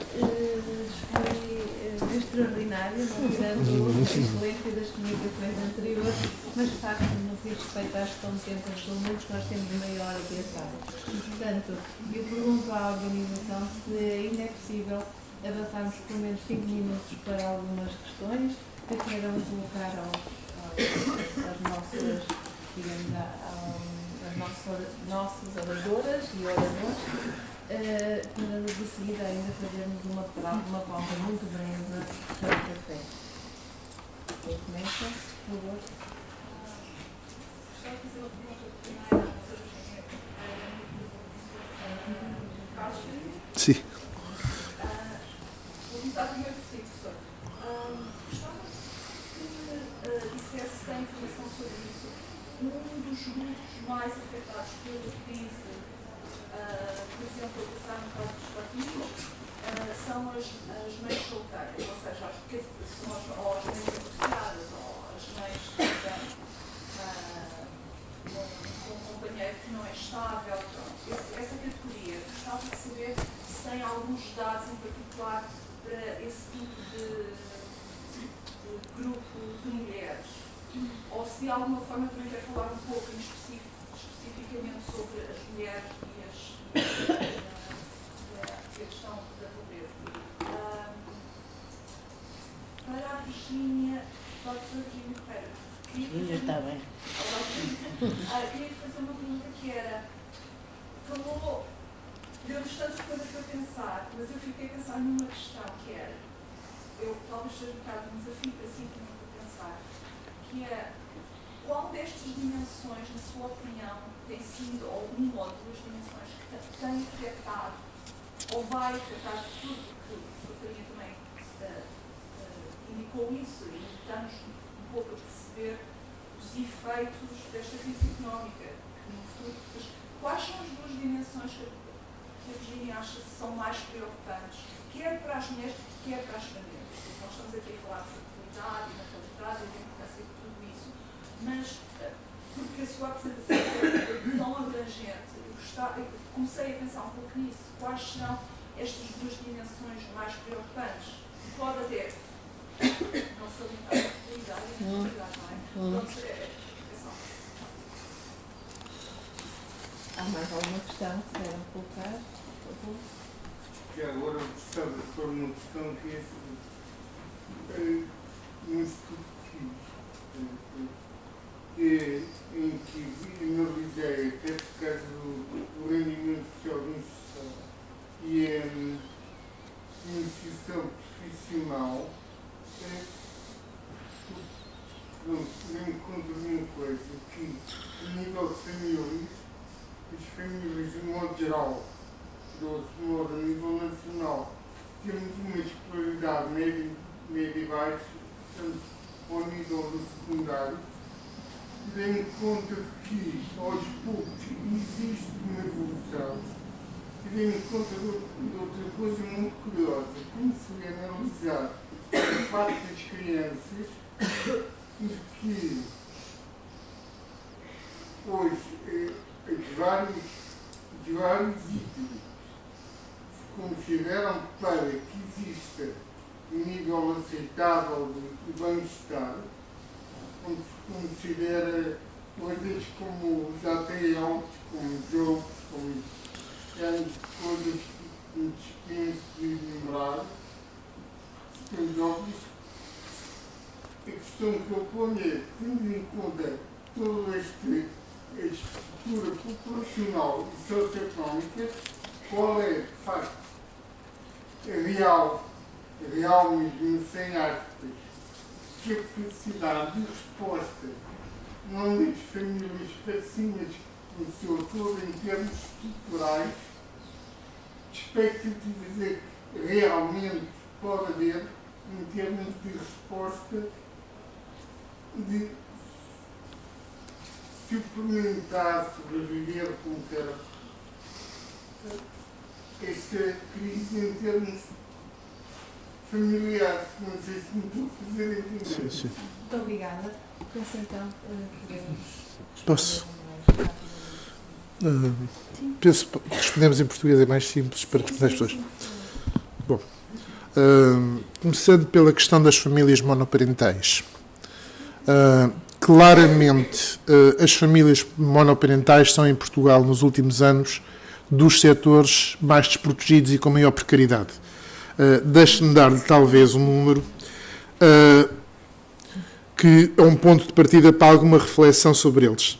As famílias monoparentais, que são essencialmente mães com crianças, as famílias monoparentais em que o adulto é de sexo masculino são relativamente raras, têm uma taxa de pobreza que era, em 2006, 33%, em 2009, 37%, voltou a 33%. Ou seja, são das famílias com maiores taxas de pobreza em Portugal, só ultrapassadas pelas famílias alargadas com crianças. Por outro lado, se nós tentarmos medir o efeito da crise, é relevante que, apesar de não ter havido grandes alterações na taxa de pobreza destas famílias, elas representavam em 2006 5% das famílias pobres, representavam em 2012 6,9% das famílias pobres.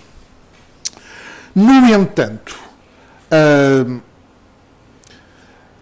em termos do impacto destas alterações nas políticas, não foram estas as famílias que mais sofreram com isso. Porquê? Para isso, nós temos que fazer um pouco o historial de como é que tem sido, por exemplo, a alteração das políticas no RSI. Bom, para além de haver uma questão de princípio, que é o atual governo não gosta do RSI, opinião de que eu discordo, mas que é perfeitamente respeitável, nós podemos dizer que as políticas em relação ao RSI passaram por 3 fases. Uma primeira, que se iniciou logo em 2010, foi alterar as regras do jogo. Primeiro com a alteração da condição de recurso em 2010, depois novamente com a alteração das escalas de equivalência em 2012, e, portanto, este foi o instrumento essencial para neutralizar o RSI. Foi alterar a regra do jogo. Em segundo lugar, como se isto não chegasse, reduziu-se ainda um pouco os montantes.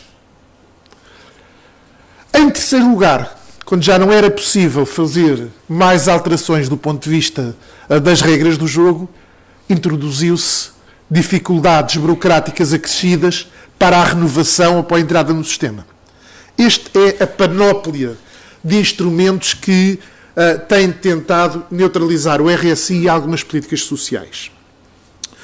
Mas, exatamente porque o instrumento principal foi a alteração das escalas de equivalência, e como grande parte das famílias monoparentais têm 1 ou 2 crianças, elas são menos afetas pelas alterações de que famílias com 4 ou 5 crianças.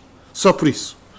Bom, portanto, claramente, aquilo que nós sabemos sobre famílias monoparentais é que elas têm um peso crescente no conjunto da população pobre, têm das taxas mais elevadas, só sendo superadas pelas famílias alargadas com filhos. A segunda questão que me foi colocada e que eu acho que é extremamente importante é a questão da relação entre o RSI e os programas de formação, etc. Quando o rendimento mínimo foi criado, ainda no tempo do engenheiro Guterres, ele foi concebido como um benefício com 2 componentes: um subsídio e um programa de inserção social. E o programa não tinha sentido sem qualquer uma das componentes. Muitas vezes, quando eu discuto o RSI, costuma vir aquele exemplo que atribuem aos chineses, que é se vires uma pessoa com fome, não lhe dês o peixe, ensina-o a pescar. O RSI era uma medida muito particular neste contexto, que era, dada a fragilidade das pessoas a que se dirige, era preciso dar ao mesmo tempo o peixe, o subsídio, e o ensinar a pescar, que seria o programa de inserção. Pelos montantes envolvidos, o RSI, ou o rendimento mínimo na altura, se ficasse só pelos subsídios, aquilo eram subsídios eco, que aliás cada vez é mais. Porquê? Porque a parte nobre do programa era precisamente a conjugação destas duas componentes. Ao longo dos tempos, claramente esta segunda componente nem sempre correu bem. Ou seja, nós tivemos períodos em que praticamente não se conseguia implementar de forma generalizada a parte de inserção social. Tivemos alguns períodos em que isso foi invertido, mas nunca funcionou na perfeição essa componente. É uma das limitações do programa do RSI em Portugal. Atualmente, há uma outra perversão associada a esta dualidade, que é fazer a seguinte transformação. Nós temos um montante de subsídio mais um programa de inclusão social e vamos transformar esta ideia num subsídio mais um programa de inserção. Inserção aonde? Geralmente pensa-se no mercado de trabalho. Ou seja, passou-se de uma ideia de inserção na sociedade, de inclusão na sociedade, de tornar as pessoas socialmente incluídas, para uma ideia mais restritiva, que é inserção no mercado de trabalho. Ora, o que acontece é que, quando nós olhamos para as famílias RSI, onde mais de um terço, apesar de tudo, ainda são crianças, vemos que qualquer programa de inclusão destas famílias não passa necessariamente pelo mercado de trabalho. Ou seja, há famílias no RSI cujo processo de inclusão social deve passar por uma inserção no mercado de trabalho, embora numa altura em que o desemprego está nas taxas que estão, cada vez isso é mais difícil, mas deve passar por muitas outras formas de inclusão social. E tentar reduzir a inclusão social à inclusão no mercado de trabalho, à inserção no mercado de trabalho, é não só redutor, mas penalizador da ideia original do próprio programa. E isso tem a ver, vou terminar por aqui, com as questões de educação. As questões de educação, eu diria que são as questões-chave de tudo o que tem a ver com a pobreza e com as desigualdades em Portugal e noutros países. Não tenho dúvidas nenhumas que as políticas sociais são muito importantes, são indispensáveis. Não tenho dúvidas nenhumas que o Estado não se pode desresponsabilizar de um papel ativo no combate à pobreza e à exclusão social, mas nunca serão essas medidas que resolverão estruturalmente o problema da pobreza em Portugal. O problema da pobreza em Portugal não nasce de geração espontânea, tem causas próprias que têm a ver com o modelo de funcionamento da nossa economia, e isso só se consegue alterar com uma alteração desse sistema, onde a questão da educação e da qualificação é fundamental. É por isso que, sendo eu muito crítico das políticas do atual governo, na área social, para mim, o maior crime deste governo, em termos sociais, não é o RSI, é o que fizeram na educação, em particular na educação de adultos. Nós podíamos ter as críticas que tivéssemos, e há muitas que se deviam ter, em relação às novas oportunidades, mas, pura e simplesmente, eliminar a educação de adultos e o esforço de requalificação da população portuguesa é, numa perspectiva de combate à pobreza, comprometer o presente e, acima de tudo, comprometer o futuro.